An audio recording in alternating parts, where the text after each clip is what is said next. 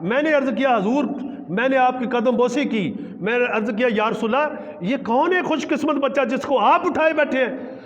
تو حضور نے فرمایا علی تجھے پتہ نہیں یہ تیرا امام ابو حنیفہ ہے۔ اس ابو حنیفہ کے مزار پاک کو وہ شیعہ قوم کہہ رہی ہے کہ ان کو یہاں سے مزار اس کا شہید کرو۔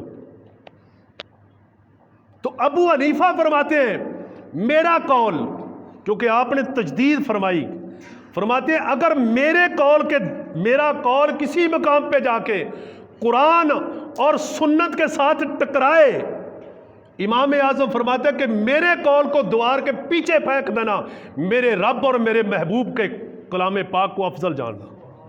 ہوتا ہے نا کہیں جا کے بھی بندہ میری گل کوئی خدا نہ کرے کسی جگہ پہ جا کے کہیں سنت کے خلاف ٹکرا جائے یا قرآن کے خلاف، تو میں آپ کو یہ کہتا ہوں کہ میری بات حرف کل نہیں، کسی پیر کی بات حرف کل نہیں، جو بات قرآن اور سنت کے خلاف ٹکرائے، یہ میں نہیں کہہ رہا، امام اعظم ابو حنیفہ فرما رہے ہیں۔ امام اعظم سے بڑا ہے کوئی؟ ٹھیک ہے۔ دوسرے امام احمد بن حنبل، آپ کے دور میں ایک بادشاہ تھا بڑا ظالم جابر، اس نے یہ دعویٰ کر دیا، اب یہ جو دعویٰ یہ شاید آپ اس کو سمجھے ہی نہ کہ یہ کیا ہوا، یہ کیا مسئلہ ہے۔ اس نے کہہ دیا کہ قرآن مخلوق ہے۔ امام احمد بن حنبل نے فرمایا کہ قرآن مخلوق نہیں، قرآن میرے رب کا کلام ہے۔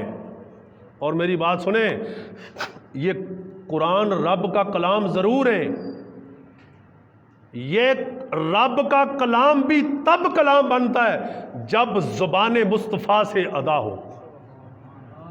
تو آپ مجھے بتائیں یہ دین مصطفیٰ کے لیے رب ہر بندے کا انتخاب نہیں فرماتا، جب اس کے دل کو، اس کی زبان کو، اس کی روح کو اتنی پاکیزگی بخشتا ہے، پھر اس کی زبان پہ اپنے حبیب کے نام پاک کی تعریف جاری کرتا ہے کہ کرو اب میرے محبوب کے چرچے کرو، میرے محبوب کے دین کے ڈنکے بجاؤ، تمہیں جو بھی سامنا کرنا پڑے کر جاؤ، لیکن میرے محبوب کے دین پہ آنچ نہ آنے دینا۔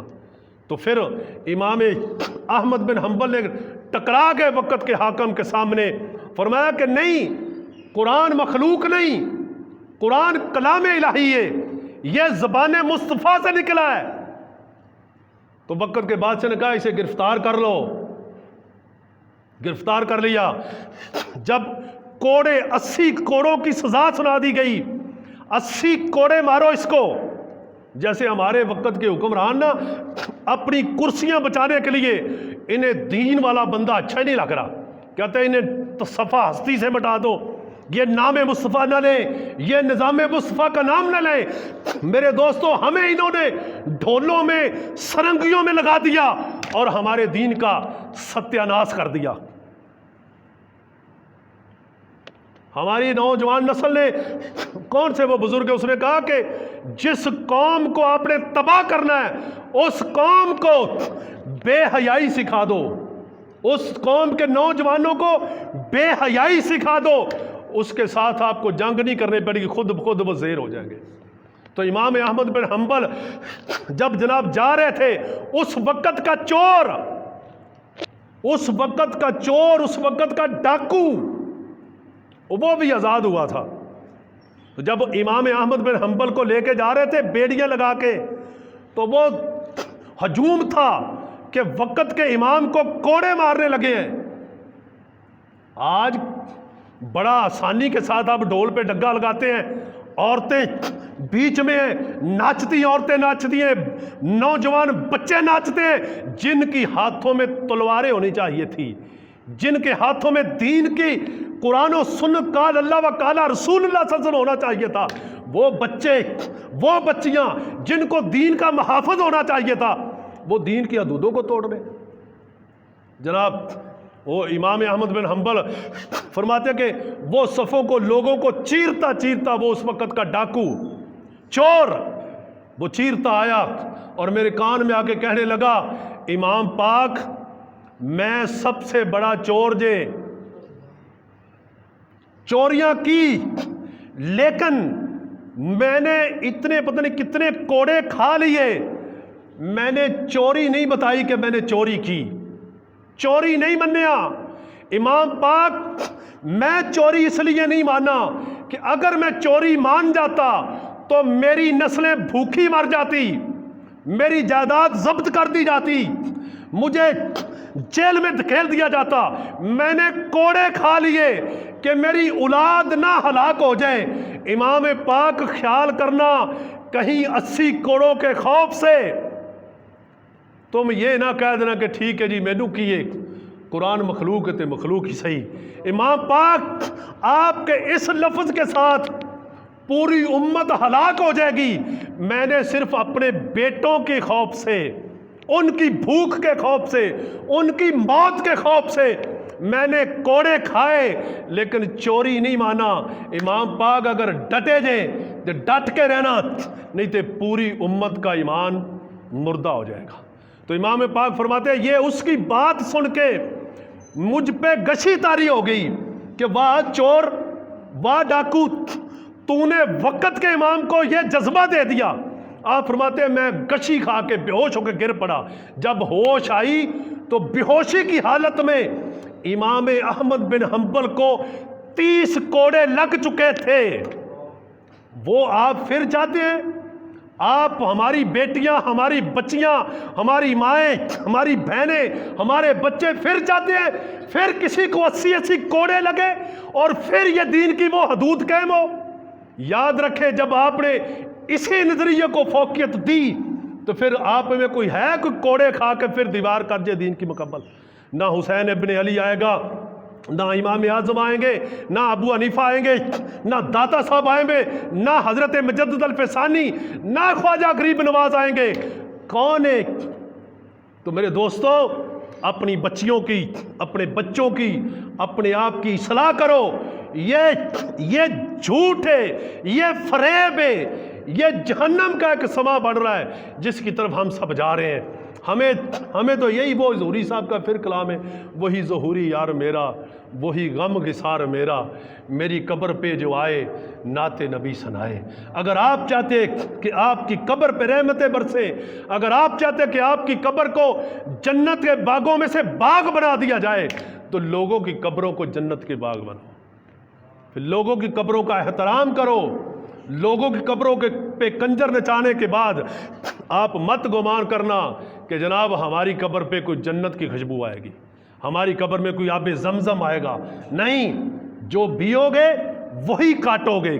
میرے دوستو اسی لیے یہ جد و جہد، یہ سب کچھ آپ سب کی گوش گوار کر رہے ہیں کہ وقت بڑا ایک تو قلیل ہے، دوسرا بڑا ایک کروٹ ایسی بدل چکا ہے وقت کہ ایسا نہ ہو کہ ہمیں قربانیاں دینی پڑ جائیں۔ اس لیے یہ اس وقت کو آنے سے پہلے اس سسٹم کو بدل دو، اپنے نبی کے دین کی محبت، اپنے نبی کے سنت پاک کی بہار، ہر طرف حضور کی سنت کی بہار قائم کر دو۔ کوئی ہم میں ایسا نہ ہو، کوئی ہم میں ایسی نہ ہو کہ جناب جو دین کے خلاف کرے کام۔ ہم سب حضور کی سنت کے پیکر بن جائیں، ہماری بچیوں میں، ہمارے بچوں میں شرم و حیا آ جائے۔ بلکہ میں کہتا ہوں کہ ہر مہینے حیائے سیدہ کائنات کانفرنس منائی جائے، سیدہ طیبہ طاہرہ حضرت بی بی فاطمہ کا حیا منایا جائے، اور ہر گھر میں عورت سیدہ کائنات کی سیرت پڑھے، پڑھائے، پتہ چلے کہ ہم دعا تو مانگتے ہیں ہماری ماں کو، ہماری بیٹی کو، ہماری بہن کو سیدہ کائنات کا جنت میں ساتھ دینا، تو اس دنیا میں ساتھ مانگو گی تو جنت میں ملے گا نا۔ اس دنیا میں سیدہ کائنات کا حیا مانگو گی، اس کی تمنا کرو گی تو جنت میں حیا ملے گا۔ میرے دوستو یہ اس میں ہم سب برابر کے شریک ہیں۔ یہ کلچر بدلیں، یہ کلچر بدلیں، ہم دنیا سے سرخرو ہو کے جائیں، دنیا سے سرخرو ہو کے جائیں۔ آپ جب قبر میں جائیں تو قبر بھی آپ کا استقبال کرے، قبر بھی آپ کو پروٹوکول دے کہ جناب یہی دین ہے۔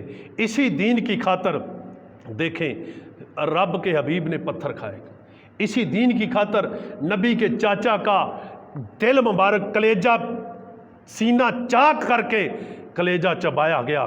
اسی دین کی خاطر حضرت امام حسن مجتبیٰ کو زہر دی گئی، اسی دین کی خاطر سیدنا صدیق اکبر کو پتھر مارے گئے، اسی دین کی خاطر فاروق اعظم کو شہید کیا گیا، اسی دین کی خاطر کم و بیش 40 دن مدینہ منورہ کا محاصرہ کر دیا گیا کہ وہ نظام مصطفیٰ ختم کر دیا جائے، اور 40 دن کے بعد سیدنا عثمان غنی کو شہید کر دیا گیا۔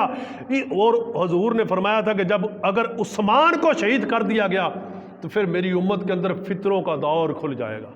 پھر سیدنا عثمان غنی کو شہید کر دیا گیا، پھر مولا علی کو شہید کر دیا گیا، پھر امام حسن مجتبیٰ کو شہید کر دیا گیا، پھر حضرت امام حسین پاک کو، پھر آپ کے خانوادہ کو، آپ کے بھائیوں کو، آپ کے بچوں کو۔ اور جب 10ویں محرم آئے تو تمہاری آنکھوں سے آنسو نہ سکیں، تو 10ویں محرم بیت جائے تو کیا ہم فریب دیتے ہیں حسین ابن علی کو؟ امام علی مقام کے خلاف ہم دھوکہ دیتے ہیں کہ جناب ایک طرف ہم ان کی محبت میں روتے ہیں، ایک طرف ہم ان کی محبت میں نیازیں تقسیم کرتے ہیں، دوسری طرف امام علی مقام کے طریقے کے خلاف کام کرتے ہیں۔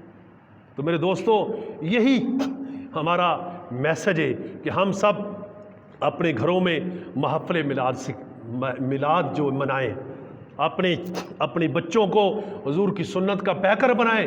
یہ چیزیں ٹھیک نہیں ہیں، ان سے توبہ کریں۔ جو ہم گناہ ناکردہ گناہ کر چکے ان سے توبہ کریں، اور آئندہ اللہ تعالی ہم سب کو صراط مستقیم پہ عمل کرنے کی توفیق عطا فرمائے۔ ہماری غلطیاں کوتاہیاں اللہ تبارک و تعالی ہم سب کو معاف فرمائے، آئندہ ہمیں سنت مصطفیٰ پہ عمل کرنے کی توفیق عطا فرمائے۔